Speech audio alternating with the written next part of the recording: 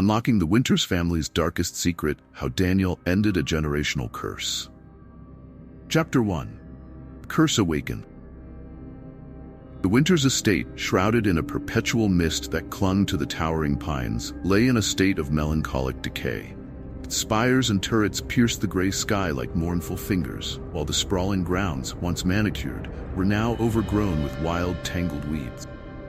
The manor, an imposing structure of weathered stone and ivy-clad walls, seemed to groan with the weight of its own history.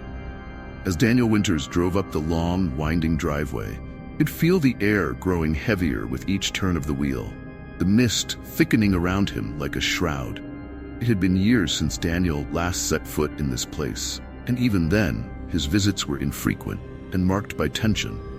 Now, as he approached, he couldn't shake the feeling that he was not just returning to a home, but to a place steeped in shadows and secret. The manor's windows, dimly lit by the faint glow of oil lamps, offered no warmth or welcome. Instead, they seemed to watch him with a cold, detached gaze. When Daniel finally arrived at the entrance, he was met with a reception as chill as the mist that enveloped the estate. His relatives, gathered in the grand hall, looked up from their evening routines with expressions of thinly veiled wariness. Family, once vibrant and lively, had become a collection of tired, distant faces. Their greetings were curt, their voices carrying an edge of unspoken resentment. "Daniel," came the voice of his aunt, Margaret, tone clipped and formal. "We didn't expect you so soon." "Good to see you too, Aunt Margaret," Daniel replied, forcing a smile. His words felt hollow in the oppressive silence that followed. The gathering of family members exchanged uneasy glances. The room, dominated by heavy drapes and old, dark furniture, seemed to absorb their unease. As Daniel made his way through the stiff formalities, didn't shake the sense that something was deeply wrong. It wasn't just the strained smiles and forced conversation, it was the atmosphere itself. A heavy, suffocating presence that seemed to pulse with a malevolent energy.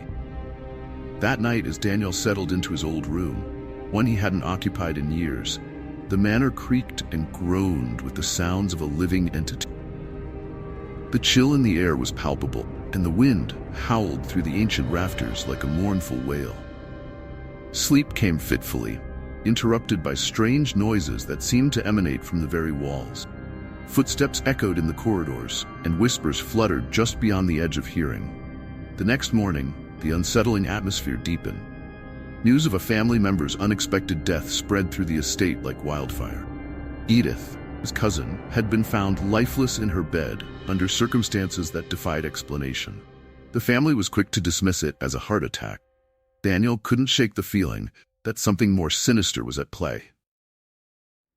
As he wandered through the manor, searching for a sense of normalcy, Daniel stumbled upon an old, dusty room in the attic. It was filled with relics of a bygone era. Faded portraits, yellowed letters, and an ancient trunk. Curiosity piqued. He began to sift through the contents. His fingers brushed against a leather-bound journal, its cover cracked and weathered by time. The diary belonged to Elijah Winters, an ancestor whose name was spoken only in whispers. Daniel opened it, revealing pages filled with cramped, feverish handwriting. As he read, the narrative unfolded, a tale of vengeance and bloodshed that had cursed the Winters family for generations. Elijah had been a man consumed by rage, seeking to avenge a betrayal that had destroyed his life. In his quest for retribution, he had enacted a curse that bound his descendants to a fate of suffering and loss. The words leaped off the page, describing how the curse would manifest in the lives of each generation, forcing them into a cycle of misfortune and despair. The journal detailed strange occurrences and inexplicable tragedies that had befallen each member of the Winters family, all seemingly orchestrated by the malevolent spirit of Elijah himself. As the sun set and the shadows lengthened, Daniel felt a growing sense of dread. The manor, once a mere backdrop to his childhood memories, now seemed like a living entity with a dark, predatory intelligence. The curse, once a distant story, was now a chilling reality that Daniel could no longer ignore. Determined to understand the full extent of the curse and break free from its grasp, Daniel began to delve deeper into the history of his family. He needed to uncover the truth and find a way to free himself and his loved ones from the legacy of vengeance that had haunted them for so long. But as he pieced together the fragments of the past, Daniel realized that confronting the curse would mean facing not just the shadows of the manor, but the darkest corners of his own soul. The journey ahead would demand courage, insight, and a willingness to confront the very essence of the curse that had bound the Winters family to a legacy of suffering and despair. Chapter 2: Burden of Revenge. The manor's oppressive atmosphere grew heavier as the days passed. The once familiar halls, now cast in perpetual gloom, seemed to expand and contract with each step Daniel took. Shadows gathered in the corners, and the old wooden floors groaned under his weight, as if protesting his presence. It was in these darkened passages and hidden recesses that Daniel began to feel the true weight, curse's burden. Daniel's days were consumed by a relentless quest for answers. He pored over old letters, journals, and faded photographs, each document a testament to the family's tragic legacy. The manor's labyrinthine corridors became a maze of despair, each room and alcove hiding fragments of a sorrowful history. The walls, lined with portraits of solemn ancestors, seemed to close in on him, their eyes following his every move with an accusatory silence. One evening, Daniel stumbled upon a forgotten chamber behind a hidden door in the library. The room was a veritable tomb of family secrets. A collection of artifacts, locked drawers, and an array of dusty tomes. The air was thick with the musty smell of neglect and sorrow. His fingers traced the spines of the old books, each one a repository of the family's hidden past. Among the relics, Daniel found an old ledger, chronicle of the Winters family's misfortunes. The entries described a series of events that mirrored the curse's demands. Each generation had been compelled to make a sacrifice. A loved one lost to madness, betrayal that shattered relationships, or a personal tragedy that defied reason. The ledger detailed the intricate patterns of despair that had woven themselves into the fabric of the family's history. The more Daniel read, the more he realized the scope of the curse. It was not just a series of isolated events, but a continuous cycle of suffering that had ensnared every Winters descendant. Betrayals had led to rifts, madness had driven relatives to isolate themselves, and each sacrifice had deepened the curse's grip on the family. In the still of the night, the manor's oppressive silence was broken by eerie whispers and spectral echoes. Daniel's sleep was haunted by unsettling dreams and nightmarish visions. He would wake, drenched in sweat, his heart racing from the vivid scenes of anguish that plagued him. The images were not mere figments of his imagination, but seemed to be messages, cryptic warnings from the curse itself. The strain of these experiences began to show in Daniel's interactions with his remaining family member. The tension was palpable, their conversations terse and laden with unspoken words. Daniel's inquiries about the family's past were met with avoidance or vague reassurances that only deepened his suspicions. It was as though the family members were deliberately withholding information, each one trapped in their own web of fear and secrecy. Daniel's estrangement grew more pronounced as he pressed on with his investigation. His cousin, Thomas, had once been a close confidant, but now their interactions were fraught with tension. Thomas's eyes betrayed a mixture of fear and anger whenever Daniel broached the topic of the curse. Their once warm exchanges had soured into bitter arguments, each one fueled by the underlying tension of their shared predicament. His Aunt Margaret, too, was no help. Though she tried to maintain a facade of normalcy, her anxiety was evident in her guarded demeanor and the tightness of her smile.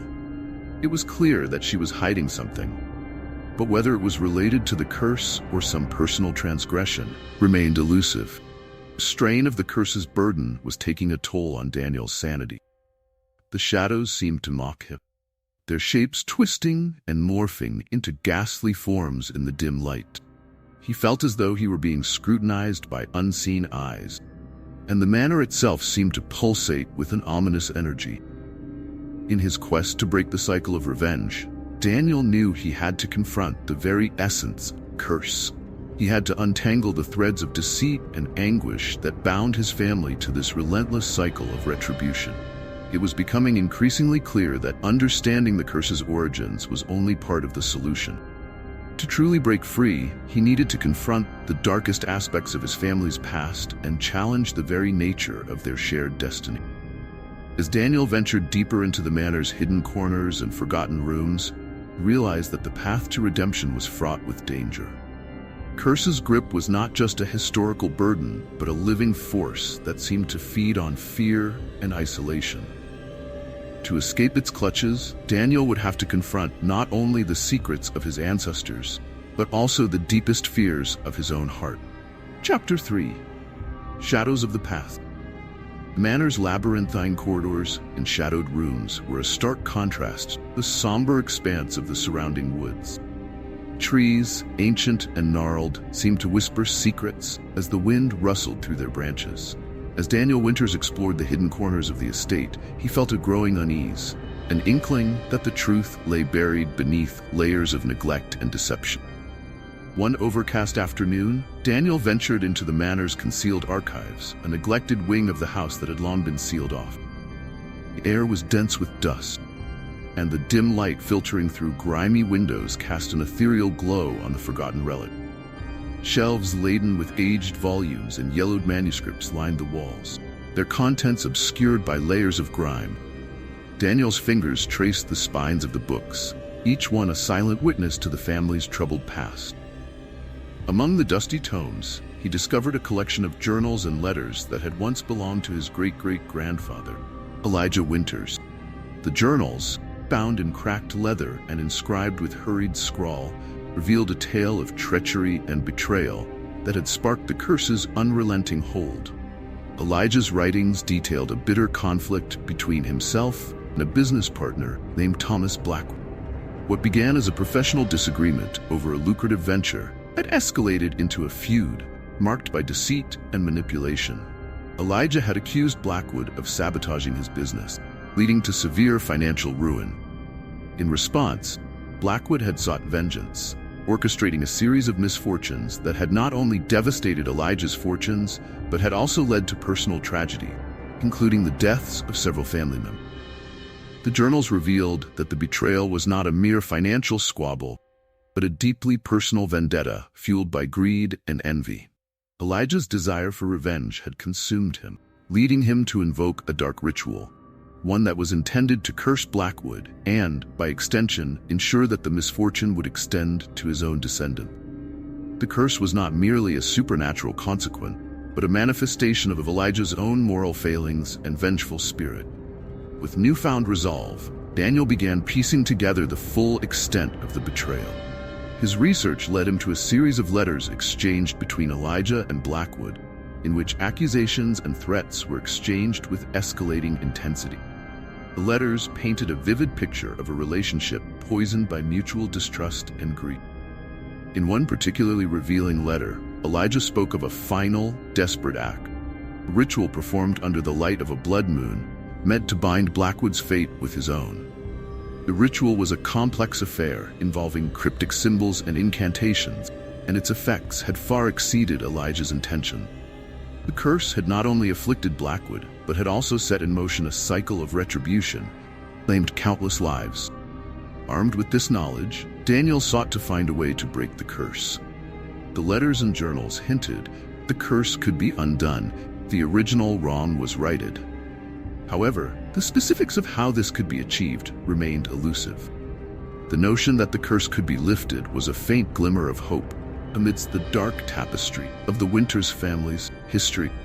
As Daniel delved deeper into the family's past, he found himself at odds with his relatives. His inquiries about Elijah's actions and the curse's origins were met with increasing hostility. Family's reluctance to confront their history was palpable, their faces etched with fear and defiance. Particularly tense confrontation occurred with his cousin Thomas. During a heated argument, Thomas accused Daniel of endangering the family by dredging up old wounds. "Some things are better left buried," Thomas said, his voice trembling with suppressed rage. "You don't understand what you're dealing with.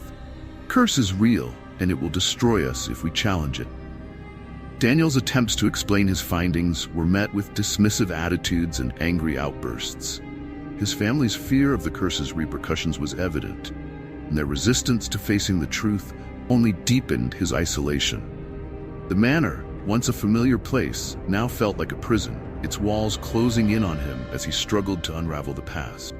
Determined to confront the ghosts of the past and understand the curse's full origins, Daniel ventured into the surrounding woods, seeking answers among the old graves that dotted the landscape. The graveyard, overgrown and neglected, was a testament to the passage of time and the countless lives lost to the curse's wrath. The weathered stones and crumbling markers told a story of sorrow and abandonment. As Daniel roamed the graveyard, he stumbled upon a hidden crypt, its entrance obscured by tangled vines and overgrown foliage. Inside, he discovered a hidden chamber filled with relics of the past, faded portraits, tattered documents, and a collection of antique books. Among the items was a diary belonging to one of Elijah's contemporaries, a figure who had witnessed the original betrayal and had been deeply affected by it. Chapter 4. Price of Revenge. The manor seemed to draw closer around Daniel, its once stately architecture now resembling the gaping maw of some dark, insatiable beast. The air had become heavy with a palpable sense of menace, and the house seemed to throb with an ominous energy. Shadows writhed across the walls, as if alive, feeding on the turmoil Daniel had stirred with his determined quest. The nights were particularly oppressive. Daniel would lie awake in the dark, listening to the muffled whispers and restless stirrings that had become his constant companions. The house, with its creaking floorboards and echoing corridors, felt like a living entity, ever watchful and ever hungry. Resolute in his pursuit, Daniel had decided to take drastic measures. He had unearthed ancient texts and obscure rituals that spoke of confronting and undoing curses. These rituals, he believed, might offer a chance to reverse the cycle of vengeance that had haunted his family for so long. Breaking the family's long-held taboo against confronting the curse, Daniel prepared to undertake a series of rituals that he hoped would bring about a resolution. The manor's old library became his sanctuary and laboratory. Candles flickered in the dim light as he painstakingly prepared the ritual space, inscribing symbols on the floor and reciting incantations from tattered pages. The rituals were fraught with complexity, involving offerings and invocations meant to appease and challenge the forces that had bound his family in torment. Daniel's first attempt at the ritual was met with a disturbing silence, broken only by the erratic flickering of candles. The air grew colder, and the shadows seemed to thicken, forming shapes that loomed threateningly. His efforts appeared fruitless, leaving him with a sense of foreboding and failure. Undeterred, Daniel decided to seek out old family enemies who might hold the key to breaking the curse. His research had led him to believe that there were others who had been wronged by Elijah Winters, and who might possess knowledge or artifacts that could aid him in his quest. With a mixture of trepidation and determination, he set out to find these individuals. One such person was Eleanor Blackwood, the granddaughter of Thomas Blackwood, the man who had been at the heart of the original betrayal.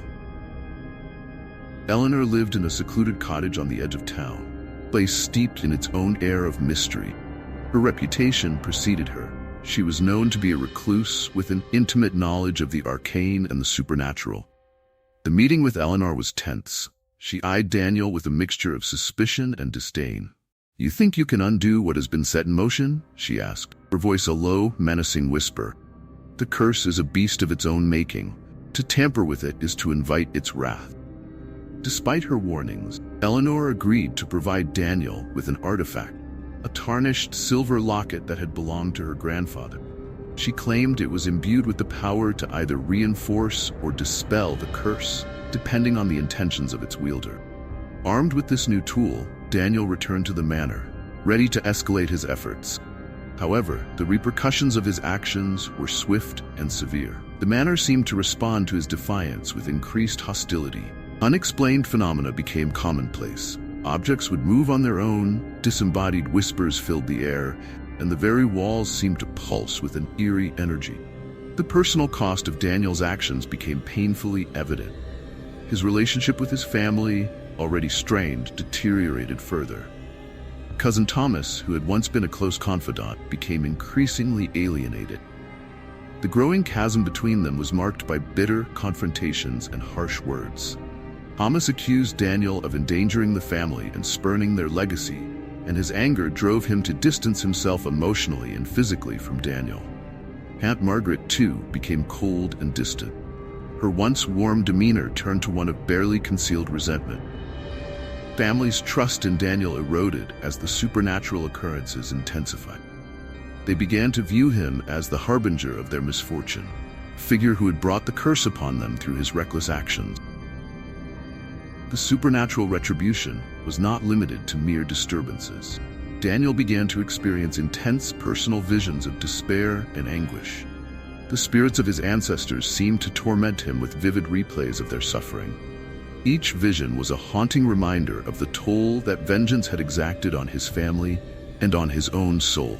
One evening, as Daniel stood in front of the mirror in his dimly lit bedroom, he noticed something unsettling. His reflection appeared disjointed and fragmented, as if his very image were struggling to hold together. The sensation was disorienting, and he felt as though he were losing touch with his own identity. The realization struck him like a cold wave. The price of revenge was steep. The curse had not only wreaked havoc on his family, but was also consuming him from within. The more he sought to confront the source of the curse, the more he felt the grip of its darkness tightening around him. Daniel was now faced with a harrowing decision. Pursuit of freedom from the curse had exacted a heavy toll, alienating him from those he loved, bringing supernatural retribution upon him, and threatening to unravel his very sense of self. The path he had chosen was fraught with suffering and loss, and the cost seemed to outweigh the potential reward. As the chapter drew to a close, Daniel grappled with the consequences of his quest. The shadow of the curse loomed ever larger, and he was left to ponder whether the price he had paid was worth the potential liberation from the family's tormented legacy. Path to breaking the curse remained fraught with peril, and the weight of his choices pressed heavily upon him. In the chilling silence of the manor, Daniel faced the harsh reality of his pursuit and the uncertain future that lay ahead. Chapter 5: Fate and Choice. The grand hall of the manor was a cathedral of shadows, its soaring ceiling lost in a dark expanse above. The space, once majestic with its ornate woodwork and flickering chandeliers, now felt oppressive and foreboding. The air was thick with the lingering echoes of past arguments and the whispered promises of forgotten hopes. The hall was a stage set for the final confrontation, where the weight of history and the looming presence of the curse converged upon Daniel Winters. The tension in the manor had reached a fever pitch. Every creak of the floorboards, every gust of wind that rattled the windows, seemed to signal the impending climax of Daniel's struggle. He stood in the center of the grand hall, his heart pounding with a mix of fear and determination. The space was eerily silent, save for the occasional groan of the manor settling into its own dark rhythm. In his hand, Daniel clutched the tarnished silver locket, its cold surface a reminder of the stakes at play. The locket, a gift from Eleanor Blackwood, had become a symbol of both hope and despair. It was said to hold the key to breaking the curse, but its true nature remained shrouded in mystery. As he pondered the choices before him, Daniel felt the weight of his family's legacy pressing down upon him. Confrontation began with a chilling revelation. As Daniel prepared to perform another ritual, one he hoped would finally lift the curse, he was confronted by the spectral figure of Elijah Winters. The apparition, shrouded in a mist of sorrow and rage, materialized in the dim light of the grand hall. Elijah's ghostly form seemed to exude an aura of malevolence, his eyes burning with the intensity of a lifetime of regret and vengeance. "You think you can undo what I have set in motion?" Elijah's voice echoed through the hall, a haunting blend of anger and despair. "The curse is not merely a punishment, but a reflection of your own choices. You cannot escape its grip." Daniel's resolve wavered momentarily, but he quickly steeled himself. "I know that the curse has caused immense suffering, but I believe that we can change our fate. We are not bound by the past unless we choose to be." Elijah's apparition seemed to flicker, his form wavering as if struggling against the constraints of his own bitterness. The curse is a living entity, shaped by the choices made under its shadow. It feeds on fear and despair, perpetuating itself through the decisions of each generation. The realization struck Daniel like a cold wave. The curse was not merely a static force of vengeance, but a dynamic reflection of the choices made by those it afflicted. It thrived on the decisions driven by fear, guilt, and a desire for retribution. The true nature of the curse was not just about punishing those who had wronged, but about the moral choices made by individuals in the grip of its darkness. As the confrontation reached its climax, Daniel was faced with a critical decision. The ritual he had planned would either affirm the curse's power or attempt to shatter its hold once and for all. He had the option to complete the ritual as prescribed, which might risk invoking the curse's full wrath, or to deviate from the prescribed path, embracing a new way forward. The grand hall seemed to close in around him, the shadows lengthening and the air growing colder. Daniel's decision would not only affect his own fate, it also determined the future of his family and the legacy of the Winter's name. With a deep breath, Daniel made his choice. He decided to reject the old rituals and confront the curse in a different manner. By confronting the family's history and the choices that had perpetuated the cycle of vengeance. He would not succumb to the predetermined path of retribution, but instead seek a new way to address the underlying issues of fear and guilt. Daniel placed the locket on the grand hall's ornate fireplace mantel, its surface catching the flickering light of the candles. He then began to speak, his voice steady and resolute, addressing both the spirit of Elijah and the lingering shadows of the curse. We are more than our past. We have the power to make different choices, to seek redemption and healing rather than revenge. Curse ends with us. The hall seemed to hold its breath as Daniel's words echoed through the space. The shadows that had once seemed menacing began to recede, their oppressive presence lifting as the words of defiance and hope filled the air. The air grew warmer, and the oppressive weight that had settled over the manor began to lift. The spectral figure of Elijah flickered one last time before dissipating into a wisp of light. The grand hall, once a place of darkness and despair, began to feel lighter and more serene. The oppressive silence gave way to a sense of calm, as if the manor itself were acknowledging Daniel's decision. However, the unexpected consequences of Daniel's choice were not far off. The following days were marked by a period of tumultuous change. Some family members, initially skeptical of Daniel's new approach, began to experience a sense of relief and hope. Yet there were also those who resisted the change, clinging to their old fears and suspicions. Daniel's relationship with his family remained strained, but the rift began to heal as they slowly accepted the possibility of a new beginning. The manor, too, seemed to undergo a transformation, its oppressive atmosphere gradually giving way to a more welcoming environment. The curse's grip had been loosened, but its full dissolution would require time and continued effort. As the chapter concluded, Daniel stood in the grand hall, reflecting on the choices he had made and their consequence. The journey had been fraught with challenges and sacrifices, but he had taken a crucial step toward altering his family's fate. A true test lay ahead, whether the changes he had initiated would lead to lasting freedom from the curse, or whether new challenges would arise. The future remained uncertain, but Daniel was determined to face it with courage. Chapter 6: Redemption and Release. The manor, once an imposing labyrinth of shadows and sorrow, had undergone a profound transformation. Its once darkened halls now seemed bathed in a gentle, almost golden light, filtering through the tall, leaded windows. The oppressive atmosphere that had clung to its walls had lifted, replaced by an unexpected tranquility. The air felt lighter, and the heavy weight of history seemed to have been lifted, if only slightly, from the shoulders of its inhabitants. Daniel Winters wandered through the manor, his footsteps echoing softly on the polished floors. The grandeur of the estate, which had seemed so menacing and foreboding, now appeared almost welcoming. The once ominous portraits lining the walls seemed to gaze upon him with an air of newfound acceptance. Transformation was not merely cosmetic, it felt deeply symbolic, a reflection of the changes that had transpired within and around him. The culmination of Daniel's struggle had come with an unforeseen revelation.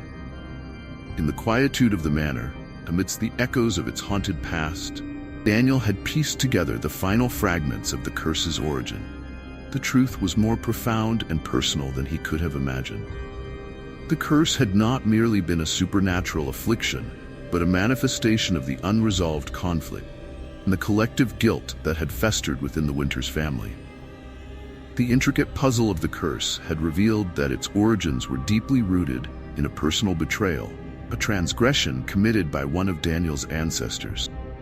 This betrayal had not only set off the chain of vengeance, but had also embedded itself into the family's collective consciousness, becoming a reflection of their own internal struggles. The curse was, in essence, a mirror reflecting their darkest fears and regrets. As Daniel delved into the Manor's old archives, he found correspondence and diaries that revealed the depths of the betrayal and its repercussions. His ancestor, Jonathan Winters, had betrayed a close friend and confidant, personal gain, an act that had rippled through the family's lineage, leaving behind a trail of mistrust and suffering. This betrayal had not only been a personal failing, but had become emblematic of the family's broader issues, including their inability to forgive and move forward. Confronting these revelations had been a painful but necessary process. Daniel realized that to end the curse, he had to address not just the supernatural element, but also the personal and familial conflict that had perpetuated it.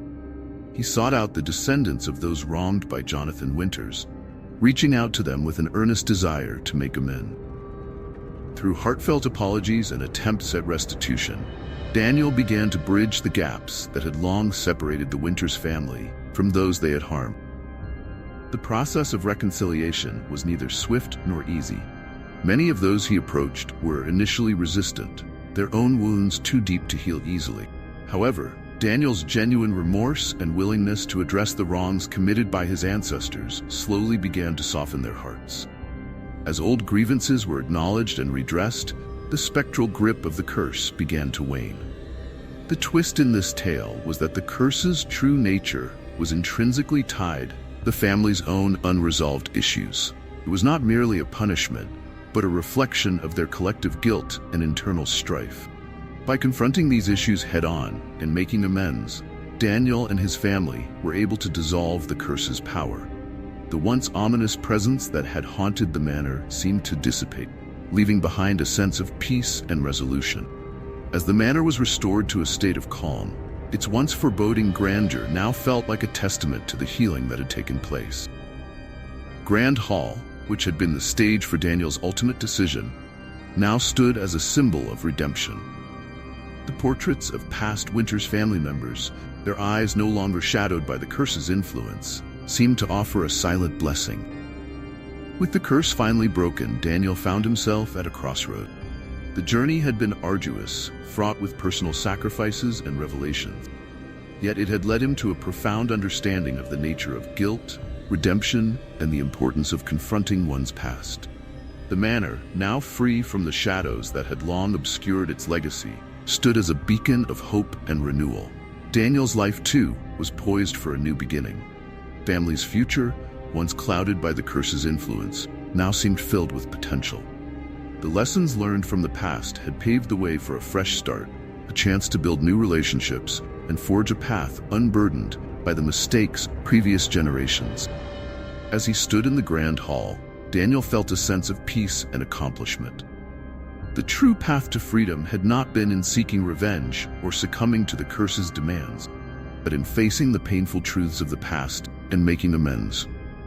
It was through this process of reckoning and reconciliation that he had found not only personal redemption, but also a chance for his family to move beyond the shadows of their history. The manor, now a place of quiet reflection and hope, seemed to embrace the new chapter in Daniel's life. The echoes of the past had faded, leaving behind a space where the future could unfold unburdened by the weight of old sins. Daniel knew that the journey was far from over, but he felt prepared to face whatever came next with the lessons of the past guiding him forward. The story of the Winters family, once marked by a curse of revenge and sorrow, had found its resolution in a testament to the power of forgiveness, reconciliation, and the enduring strength of the human spirit.